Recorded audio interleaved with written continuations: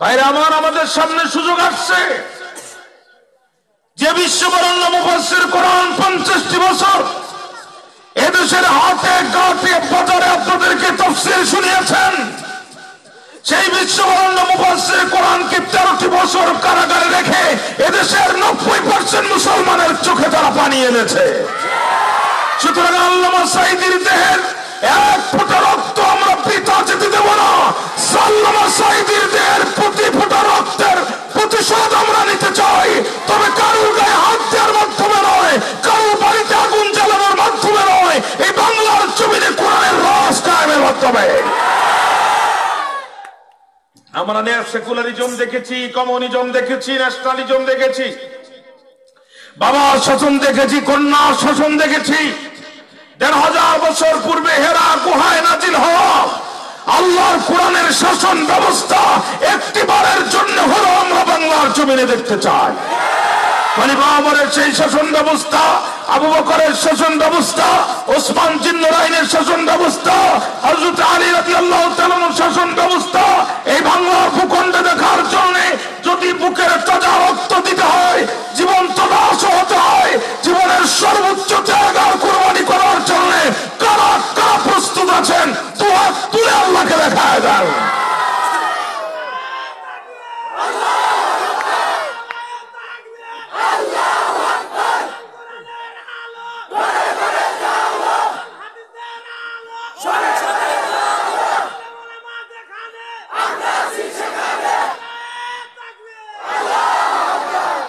সামান্য এক কন্টেইনার চিনি ঢুকছে পাকিস্তান থেকে, এতেই দাদার ধুতি গরম, এতেই দাদার ধুতি গরম হয়ে গেছে, এতেই দাদার ধুতি গরম হয়ে গেছে। গত পরশুদিন দেখলাম কুকুর দেখাচ্ছে, কুকুর, এটা তো মলম বিক্রেতা যে সাংবাদিকটা, এটা আগে কলকাতায় মলম বিক্রি করত, এতে দেখাইছে কুকুর, বলছে বাংলাদেশের এই উগ্র মৌলবাদীদেরকে ঠান্ডা করার জন্য ভারতের কুকুর নাকি যথেষ্ট। মাথা কি পরিমাণ খারাপ হলে পরে এই কাজ করতে পারে? যারা আমার দেশের তাদের মদতপুষ্ট সরকারকে জোর করে রেখে গোপন চুক্তি করতে পারে, এরা কোনদিন আমাদের বন্ধু হওয়ার যোগ্যতা রাখে না। এরা উপরে বন্ধুর ভাব দিয়ে ভিতরে চট্টগ্রাম দখল করতে চায়, উপরে বন্ধুর ভাব দিয়ে আমার দেশের ভিতর থেকে রেল লাইন নিয়ে যেতে চায়, উপরে বন্ধুর ভাব দিয়ে আমাদেরকে চিরদিনের জন্য ওদের পায়ের তলে রাখতে চায়। ভারতকে বলতে চাই, ভারত তোমার নিজের দেশকে সামলাও, তোমার 7 সিস্টারকে সামলাও, বাংলাদেশের দিকে চোখ তুলে তাকাবো, ভারত ইটের মতো প্রত্যেকটা ভারত টুকরায় টুকরায় পরিণত হয়ে যাবে। আমাদের গোলা বারুদ নাই, আমাদের অস্ত্র নাই, আমাদের কামান নাই, কিন্তু আমাদের কলিজা ভরা ঈমান আছে। জোরে বলেন, জোরে বলেন। আমাদের ঈমানের মোকাবেলা করতে পারে এমন অস্ত্র এই পৃথিবীতে আজ আবিষ্কার হয় নাই। মাথা কি পরিমাণ খারাপ হলে বলে কুকুর দেখাতে পারে, চিন্তা করতে পারেন? আমাদের সাইজ করার জন্য কুকুর যথেষ্ট। আর ভারতের উগ্রবাদী হিন্দুরা এই পিচ্ছি বাচ্চাগুলো কথা বলে, ডাইনে হাসে বামে কথা বলে, এগুলোকে ধরেন তারা, এগুলোর মাঝখানে আপনারা বসে যান, সাইজ করেন, এইগুলো খুব সাবধান। এমনি উঠাই দিয়েছেন দেরিতে, মাথা আমি যা শোয়াবার ওটাই ছেড়ে দিব। এই জন্য আমার দিকে একটু মনোযোগ দেন। আমি আসছি অনেক আগে, আমাকে 10টায় মাইক দেওয়ার কথা ছিল, দাওয়াত নেওয়ার সময় কর্তৃপক্ষ বলেছে 10টায় মাইক পাবে। আমার দিকে তাকান, আমার দিকে তাকান।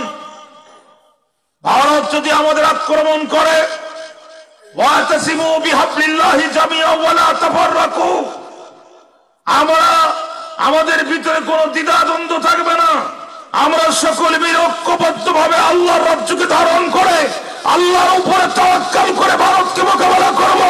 18 কোটি মুসলমান যদি নারায়ে তাকবীর আওয়াজ দেয়, ভারত পালানোর সময় ধুতি গোছানোর সময় পাবে না।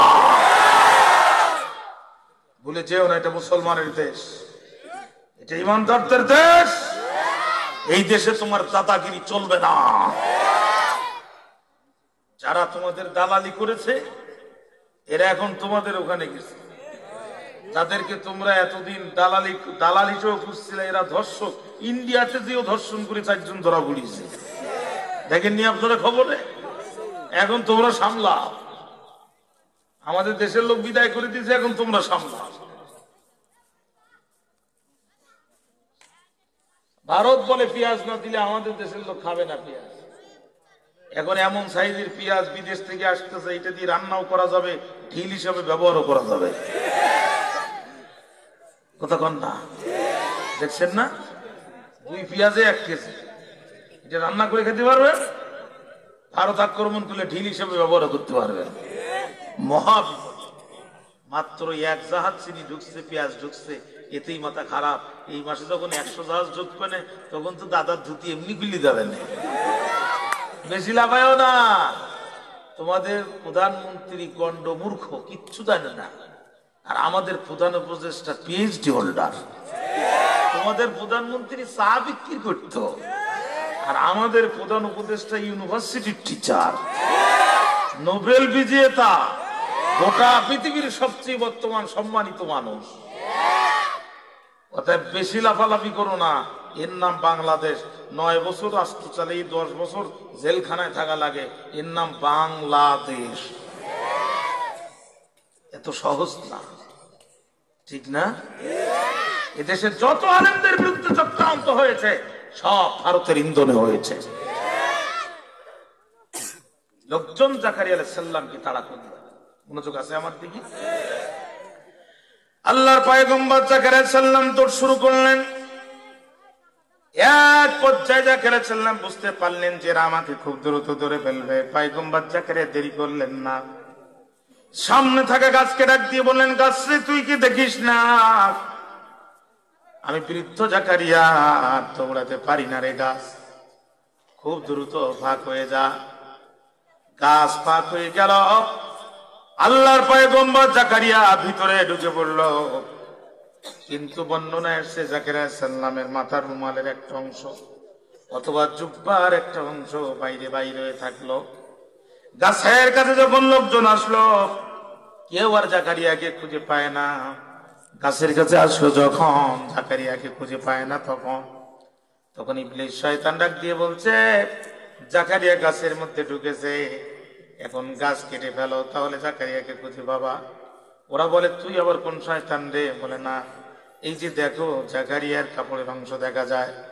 বাইরে আমার গাছের উপর কেটে আগে ফেলে দেওয়া হলো, এরপরে যখন উপর থেকে নিচের দিকে করার চানা হলো, আর একটা টান দিলে পয়গম্বর জাকারিয়ার মাথার মধ্যে করার ঝুঁকে যাবে। এই সময় আল্লাহর পয়গম্বর জাকারিয়া ডাক দিয়ে বলে, রব্বুল আলামিন, তুমি কি দেখো না তোমার জাকারিয়া বড় বিপদে? আরেকটি টান দিলে তোমার জাকারিয়ার মাথা হাঁটা দুভাগ হয়ে যাবে। আল্লাহ ডাক দিয়ে বলে, জাকারিয়া, উহু শব্দ করবা না রে জাকারিয়া। উহু শব্দ যদি করো, পয়গম্বরের দপ্তর থেকে তোমার নামটা কেটে দিব। গাছের কাছে যখন সাহায্য চেয়েছিলে, তখন কি আমি আল্লাহ ছিলাম না? আসলে দোষটা তোমার না। নবীরা কখনো ভুল করে না। মা ইয়ানতিকু আনিল হাওয়া ইন হুয়া ইল্লা ওয়াহয়ু ইউহা। নবীরা ওহী ব্যতীত কোনো কথা বলেন না। জাকারিয়া, এই ভুলটা তোমার না, তোমার মাধ্যমে আমি আল্লাহ তাআলা এই ভুলটা করে নিলাম। পৃথিবীর মানুষকে আমি শিক্ষা দিয়ে দিলাম, আমার জমিনে যারা বাস করবে, আমার নিয়ামত যারা গ্রহণ করবে, আমি আল্লাহর কাছে সাহায্য চাওয়া ব্যতীত আমার থেকে অন্যকে বড় মনে করে যারা পৃথিবীতে বড়াই করবে, তুমি জাকারিয়ার মতো ওই দল, ওই গোষ্ঠী, ওই ব্যক্তিদেরকে আমি আল্লাহ তাআলা তোমার মতো 2 ভাগ করে ফেলবো। ভাইরা আমার, জাকারিয়া আলাইহিস সালামকে 2 ভাগ করার পরে লোকজন বেরিয়ে পড়লো। কোথায় মারিয়াম? আম্মা মারিয়ামের কোলের মধ্যে সন্তান। এক পর্যায়ে গ্রামের লোক একদিকে, আম্মা মারিয়াম একদিকে। গ্রামের লোকজন তখন ডাকতে বলছে, ইয়া উক্তি হারুন, ও হারুনের বোন, মাকানা আবুকি ইমরা সাউয়ু, হে হারুনের বোন, কান খাড়া করে শোনো। ইয়া উক্তা হারুন, ও হারুনের বোন, তোমার বাবার তো প্রশ্ন হচ্ছে, এই হারুন কোন হারুন? অনেকেই ভুল ব্যাখ্যা করে থাকেন। এই হারুন মুসা আলাইহিস সালামের ভাই হারুন না, এই হারুন হচ্ছে ওই দেশের প্রেসিডেন্টের নাম। আল্লামা হাফিজ ইমাদউদ্দিন ইবনে কাসির রাহমাতুল্লাহ আলাইহি লেখেন, এই হারুন হচ্ছে ওই দেশের প্রেসিডেন্টের নাম। ভালো ছিল তার কাম, এই জন্য মানুষ তারে দিত দাম। ওই দেশে এই হারুন নামের প্রেসিডেন্ট এতই জনপ্রিয় ছিল, ওই দেশে যত মায়ের পুরুষ সন্তান হতো একটা না একটা সন্তানের নাম তারা হারুন ডাকতো। এবং এই হারুন নামের প্রেসিডেন্ট যেই দিন ইন্তেকাল করেন, আল্লামা ইমাদউদ্দিন ইবনে কাসির রাহমাতুল্লাহ আলাইহি বলেন 40,000 হারুন নামের লোক তার জানাজার নামাজে উপস্থিত ছিল। আরো জোরে করেন আল্লাহু আকবার, আরো জোরে করেন আল্লাহু আকবার। ভাইরা আমার, গ্রামের লোকজন ডাক দিয়ে বলতেছে, হারুনের বোন, ইয়া মুক্তা হারুন, মা কানা আবুকি ইমরাআ সাউই ওয়া মা কানাত উম্মুকি বাগিয়া। ও মারিয়াম, তোর বাবা তো ভালো মানুষ ছিল, তোর মায়ের চরিত্র তো খারাপ ছিল না। বলতো মারিয়াম, এই সন্তান কেমন করে হলো? আম্মা মারিয়াম ফাআশারাত ইলাইহি, আম্মা মারিয়াম তখন আল্লাহর পয়গম্বর ঈসা আলাইহিস সালাম ছোট্ট মানুষ, মায়ের স্তনে দুগ্ধ পান করছে। ফাআশারাত ইলাইহি, অতঃপর আম্মা মারিয়াম ইশারা করলেন, গ্রামবাসী বিরক্ত হচ্ছেন আপনারা? যা কিছু জানতে চাও আমার এই ছোট্ট সন্তানটির কাছে তোমরা শুনে নাও, আমার এই সন্তান তোমাদের প্রশ্নের জবাব দিবে। ক্বালু, তারা বলল, কাইফা নুকাল্লিমু মান কানা ফিল মাহদি সাবিয়্যা। ও মারিয়াম, এই সন্তান কেমনে প্রশ্নের জবাব দিবে? এ তো দুধও ঠিক মতো খেতে পারে না, এ তো দুগ্ধ শিশু। আমাদের সাথে তুই মস্করা করিস নাকি রে মারিয়াম? গ্রামের এতগুলো লোক নিয়ে আসছি, সত্য কথা বল, সন্তান কিভাবে জন্ম দিলি? কার সাথে কুকর্ম করেছিস? বল নাউজুবিল্লাহ। এই সন্তানের বাপকে তাড়াতাড়ি বল। রে মারিয়াম, বলতে যদি না পারবি, তোর খালুর অবস্থা কিন্তু খারাপ করে দিয়েছি। এখন বল এই সন্তানের পিতাকে। ফাআশারাত ইলাইহি, আম্মা মারিয়াম তখন সন্তানের দিকে ইশারা করলো। ও গ্রামবাসী, তোদের প্রশ্নের জবাব দেওয়ার জন্য আমার ছোট্ট বাচ্চা সন্তুষ্ট, ছোট্ট বাচ্চাই যথেষ্ট। ভাইরা আমার, কিন্তু গ্রামের লোকজন ছোট বাচ্চার কথা শুনতে চায় না। মারিয়াম আলাইহিস সালামের উপরে যখন চড়াই হলো, ঈসা আলাইহিস সালাম চিন্তা করলো, আমার মা ও ইমানদার, আমিও ইমানদার। এক ইমানদার বিপদে পড়বে যখন, অন্য ইমানদার তার পক্ষে ঝাঁপিয়ে পড়বে তখন, ঠিক না? ইমানদার কোনদিন ইমানদারের রক্ত পান করতে পারে না। কুকুরে কুকুরের রক্ত খায় না, কথা বলেন না কেন? শুয়োরে শুয়োরের রক্ত খায় না, পশু পশু রক্ত খায় না। কিছু কিছু মানুষ আছে নিজের দলের লোক নিজেদের রক্ত খায়, ঠিক না? ঠিক না?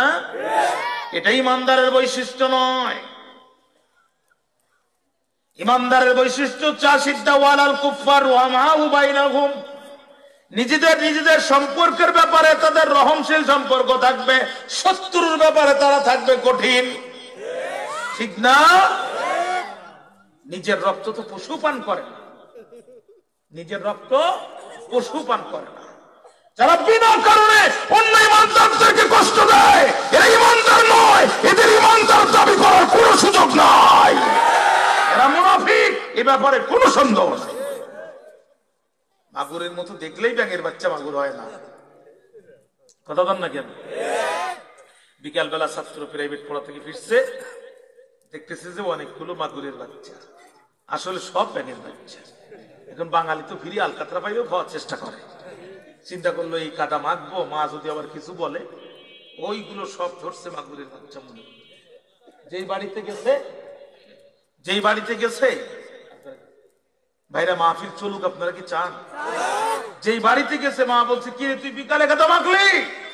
দিছে পিঠা, ও মায়ের খাচ্ছে আর দৌড়াচ্ছে। পথে ওর বাবার সাথে দেখা, কিরে দৌড়াইস কেন? মাথা গরম হয়েছিল, আর অমনি বিয়ে করছিলা, বংশটা পরীক্ষা করো নাই। বলছে তার কারণ, ওই এতগুলো মাগুর ধরি আনলাম, তারপর ও যে মারে, ওর জাত ভালো। বাপ পাত্র খুলে থাকে, সব ব্যাঙের বাচ্চা। ডাক দিয়ে বলে, রে পিচ্চি, ও পিচ্চি, মাগুরের মতো দেখলে কি আর সব বাচ্চা মাগুর হয়? এইগুলো তো ব্যাঙের বাচ্চা, মাগুরের বাচ্চা নয়। মাগুরের মতো দেখলে যেমন ব্যাঙের বাচ্চা, মাগুর হয় না। মুসলমানের মতো দেখলেও কিন্তু সব মুসলমান মুসলমান না, ঠিক না? পশু পশুর রক্ত খায় না। যারা নিজেরা নিজেদের রক্ত খায় এদের ইমানদার দাবি করার সুযোগ নাই।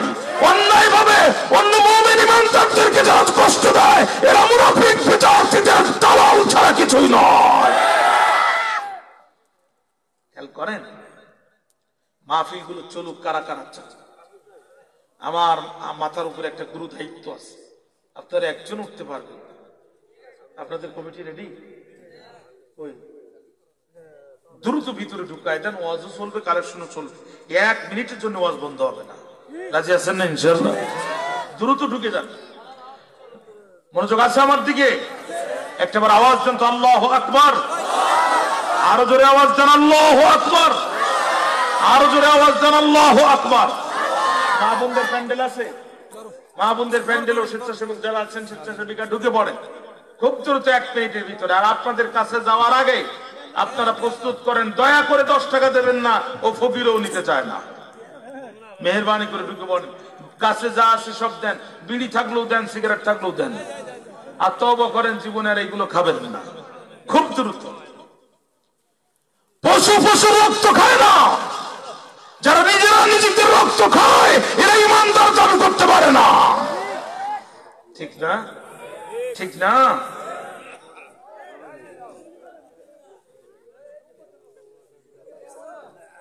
চতুর্দিক থেকে ঢুকে পড়েন, চতুর্দিক থেকে ঢুকে পড়েন। ভাইরা আমার, আমার দিকে তাকান। মুহাম্মদ রাসূলুল্লাহ সাল্লাল্লাহু আলাইহি সাল্লামের উম্মতের চরিত্র হবে, তারা নিজেদের ব্যাপারে থাকবে রহমশীল, আর শত্রুর ব্যাপারে থাকবে প্রচন্ড কঠিন। ঠিক নয় কি? ঠিক নয় কি? নিজেদের ব্যাপারে থাকবে রহমশীল। ওসমান রাদিয়াল্লাহু তাআলা আনহু আল্লাহ রাসূল প্রতিনিধি করে পাঠালেন মক্কার কুরাইশদের কাছে। রাসূলের কাছে একটা সংবাদ আসলো, ওসমানকে তারা মেরে ফেলেছে। ওসমানকে তারা মেরে ফেলেছে। নবীজি তখন গাছের নিচে হাতটা বাড়ায় দিলেন, হে আমার সাহাবীরা, হাতে হাত দাও। হারাম শরীফ, কাবা শরীফের এরিয়ায় কাউকে হত্যা করা অন্য নবীর জন্য হারাম, আমি মুহাম্মাদের জন্য জায়েজ। যারা আমার ওসমানকে হত্যা করলো এদের হত্যার প্রতিশোধ না নিয়ে আমি মুহাম্মদ রাসূলুল্লাহ মদিনায় ফিরব না। তোমরা যারা আমার পক্ষে আছো তারা হাত দাও। সাহাবীরা রাসূলের হাতে হাত লাগালেন। আল্লাহ তাআলা আয়াতে কারিমা নাযিল করে দিলেন, নবী আপনার হাতে যারা হাত লাগিয়ে শপথ নিয়েছে আমি আল্লাহ তাদের উপরে নিজেই খুশি হয়ে গিয়েছি। সুতরাং যারা নিজেরা নিজেদের রক্ত খায় এরা ইমানদার দাবি করার সুযোগ নাই। খেয়াল করেন, ঈসা আলাইহিস সালাম বললেন আমি ইমানদার, আমার মাও ইমানদার। এক ইমানদার বিপদে পড়বে যখন অন্য ইমানদার প্রতিবাদ করবে তখন। কথা বলেন ঠিক না বেঠিক? ঈসা আলাইহিস সালাম কাল বিলম্ব করলেন না, মায়ের স্তন থেকে মুখটা ঘুরায় দিলেন, আঙ্গুলটা উঁচু করে ডাক দিয়ে বললেন, গ্রামবাসী খবরদার, আমার মায়ের চরিত্র সম্পর্কে বাজে কথা বলবি না। ইন্নী আব্দুল্লাহ, আমি ঈসা আল্লাহর গোলাম। আতানিয়াল কিতাবা ওয়া জাআলানি নাবিয়্যা। জোরে কোন আল্লাহু আকবার, আরো জোরে কোন আল্লাহু আকবার। সব কানে গ্রামবাসী খবরদার, আমার মায়ের চরিত্র সম্পর্কে বাজে কথা বলবি না। আমি ঈসা আল্লাহর গোলাম, শুধু আল্লাহর গোলাম না, আল্লাহ আমাকে নবী বানিয়েছেন আর আমাকে আল্লাহ কিতাব দান করবেন। জোরে কোন আল্লাহু আকবার। যে আল্লাহ রাব্বুল আলামিন ছোট্ট ঈসা আলাইহিস সালামকে দিয়া মায়ের চরিত্রের পক্ষে সাক্ষী দিতে পারে। আবু জেহেলের আছে কয়টা পাথর আছে, আল্লাহ তার নবীকে বলতে পারবে না? 2 নাম্বার, হযরত ইউসুফ আলাইহিস সালামের বিরুদ্ধে জুলাইখা যখন মিথ্যা মামলা দিয়েছিল, জুলাইখা ঘরের দরজা বন্ধ করে দিল, মুখের কাপড় খুলল, দুটো হাত জুলাইখা বাড়ায় দিয়ে বলে, মনে বড় জ্বালা রে পাঞ্জাবিওয়ালা। আল্লাহ রাব্বুল আলামিন সূরা ইউসুফের মধ্যে সেই বর্ণনা তুলে ধরছেন, ওয়ারাওয়াদাতুল্লাতী হুয়া ফি বাইতিহা আন নাফসিহি ওয়া গাল্লাকাতিল আবওয়াবা ওয়া ক্বালাত হাইতা লাক ক্বালা মাআযাল্লাহ। জোরে কোন আল্লাহু আকবার। বাবুন আরবিতে বাবুন শব্দের অর্থ হচ্ছে দরজা। বাবুন বাবের বহুবচন, আরবিতে বহুবচন তিন প্রকার: জামুল মুযাক্কার সালিম, জামুল মুআন্নাস সালিম, জামু তাকসীর। আবওয়াব শব্দটা জামু তাকসীর, বোঝা গেল দরজা একটা ছিল না, দরজা ছিল অনেকগুলো। আমার ভাইরা, কয়টা দরজা? তাফসীরে খাজিন বলছে দরজা ছিল 10টা, কোন তাফসীর বলছে দরজা ছিল 7টা। জুলাইখা 7টা 10টা দরজা বন্ধ করে দিল। জুলাইখা দুটো হাত বাড়ায় দিয়ে বলে, ওয়াকালাত হাইতা লাক, I am completely ready for you, please accept me. ও ইউসুফ, আমি তোমার জন্য পরিপূর্ণ প্রস্তুত হয়ে আছি, দয়া করে তুমি আমাকে গ্রহণ করো। ইউসুফ আলাইহিস সালাম বললেন, ক্বালা মাআযাল্লাহ ইন্নাহু রাব্বি আহসানা মাসওয়ায়া ইন্নাহু লা ইউফলিহুজ জালিমুন। আর জোরে কোন আল্লাহু আকবার। ইউসুফ আলাইহিস সালাম বললেন, আমি আল্লাহর কাছে আশ্রয় চাই, নিশ্চয় আল্লাহর কাছে আমার জন্য আছে উত্তম আশ্রয়। আর আল্লাহ কোনদিন জালেমদেরকে বিজয়ী হতে দেন না। জোরে বলেন, কথা ঠিক কিনা? আল্লাহ রাব্বুল আলামিন সেই কথা স্মরণ করে দিয়ে বলেন, ওয়ালাকাদ হাম্মাত বিহি ওয়া হাম্মা বিহা লাউলা আররা বুরহান রাব্বি কাযালিকা লিনাসরিফা আনহু السوء والفحشاء إنه من عبادنا المخلصين। পৃথিবীর মানুষের স্মরণ করো সেই সময়ের কথা, যখন জুলাইখা পাগলিনী হয়ে গেল ইউসুফের প্রেম পাওয়ার জন্য, আর ইউসুফ পাগল হয়ে গেল জুলাইখার হাত থেকে বাঁচার জন্য। প্রাণের ভাইরা আমার, খেয়াল করেন, জুলাইখা পাগল হয়ে গেল ইউসুফের প্রেমে, আর ইউসুফ পাগল হয়ে গেল জুলাইখার হাত থেকে বাঁচার জন্য। আমার আল্লাহ ডাক দিয়ে বলেন, আর ইউসুফ কোনোদিন জুলাইখার হাত থেকে বাঁচতে পারত না। লাউলা আররা বুরহান রাব্বিহি, যদি আল্লাহ তাআলা বুরহান না দেখায় দিত। বুরহান কি? দুইটা তাফসীর থেকে দুইটা উদাহরণ পেশ করব। তাফসীরে খাজিনের মধ্যে এসেছে, যখন জুলাইখা দুটো হাত বাড়ায় দিল, আল্লাহ তাআলা ইয়াকুব আলাইহিস সালামের মুখের মধ্যে আঙ্গুল দিয়া চিন্তা করা ছবি দেয়ালের ভিতরে ইউসুফ আলাইহিস সালামের সামনে তুলে ধরল। নবী ইউসুফ আলাইহিস সালাম এমনিতেই সাবধান ছিলেন, কিন্তু বাবার এই ছবি দেখে তিনি আরো বেশি সাবধান হয়ে গেলেন। কিন্তু তাফসীরে কুরতুবী বলছে না, দেয়ালের ভিতরে না, ইউসুফ আলাইহিস সালাম যেখানে দাঁড়ায় ছিল মাঝখানে একটা টেবিল ছিল, ওই পাশে ছিল জুলাইখা, মাঝখানে টেবিল, এ পাশে ইউসুফ আলাইহিস সালাম, মাঝখানে একটা পাত্রের মধ্যে আগুন জ্বলতেছিল। জুলাইখা দেখতে সুশ্রী, কিন্তু জাহান্নামের আগুনে জ্বললে জুলাইখা হবে বড় বিশ্রী। জুলাইখা এখন আল্লাহর নবীকে অবৈধ প্রেমের দিকে আহ্বান করতেছে। অতএব এই অবস্থায় যদি জুলাইখা মারা যায়, নিশ্চয় জুলাইখা জাহান্নামে যাবে। আর জাহান্নামে জ্বললে জুলাইখার প্রথম সুন্দরতম চেহারার অবস্থার পরিবর্তে কত নিকৃষ্ট চেহারা জুলাইখার হবে, এইটা জুলাইখার ঘরের অগ্নির কুণ্ডলীর মধ্যে আমার আল্লাহ ইউসুফ আলাইহিস সালামকে ডাইরেক্ট দেখায় দিল। ইউসুফ আলাইহিস সালাম আর কাল বিলম্ব করলেন না। আল্লাহ রাব্বুল আলামিন বলেন, ওয়াস্তাবাকাল বাব, উভয় দরজার দিকে দৌড় শুরু করলেন। ইউসুফ আলাইহিস সালাম চিন্তা করলেন, সব দরজায় তালা, কিন্তু আমাকে ঘরে বসে থাকলে হবে না। জুলাইখা মুস্কি মুস্কি হাসে, কয় ইউসুফ দরজার দিকে তাকাও কেন? 10টা দরজায় ঝুলাইছি তালা, সব দরজায় তালা, শুধু জুলাইখার দরজা খোলা। ইউসুফ আলাইহিস সালাম মুস্কি হাসে আর বলে, জুলাইখা 10টা দরজায় ঝুলাইছো তালা, ভুলে যেও না ইউসুফের জন্য তার রবের দরজা 24 ঘন্টায় খোলা। আল্লাহর উপরে তাওয়াক্কাল করে ওয়াস্তাবাকাল বাব, নবী ইউসুফ আলাইহিস সালাম দরজার দিকে দৌড় দিলেন। ইউসুফ আলাইহিস সালামের দৌড়ের গতি যত বেশি ছিল, ওয়াকাত্তাত কমিসাও মিন দুবুরিন, পিছন